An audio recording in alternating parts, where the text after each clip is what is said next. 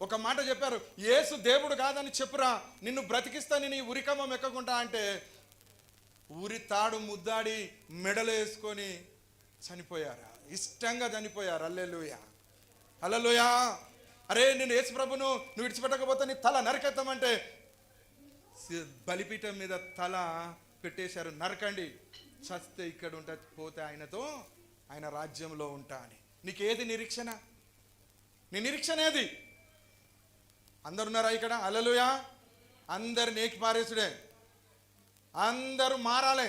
హల్లెలూయా. మనం ఇక్కడ నుంచి అట్టిగా పోవద్దు, యేసును నింపుకొని పోవాలి. ఆమేన్. పరిశుద్ధాత్మ నింపుకొని పోవాలి. పోతే క్రీస్తు శిష్యునిగా పోవాలి.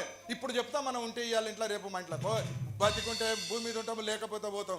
ఎన్ని రోజులు రా భయ్, ఇన్ని సాకిలు, ఇన్ని కథలు చేసుడు, ఎంతసేపు నీ కోసమే బతికితే నా దేవుని కోసం బతికేది ఎప్పుడు? ఇక నన్ను కొడుకు బెదిరించే, బిడ్డ బెదిరించే, అవ్వ బెదిరించే, అయ్య బెదిరించే, అందరు బెదిరించి నన్ను ఏసయ్య దగ్గరికి పోకుండా అప్పబడితే ఎరా ఏమిరా భయ్? ఇక మీరందరూ నాకద్దు. అందరికీ ఇండ్లు ఉన్నాయి, సంసారాలు ఉన్నాయి, భర్తలు ఉన్నారు, భార్యలు ఉన్నారు, పిల్లలు ఉన్నారా?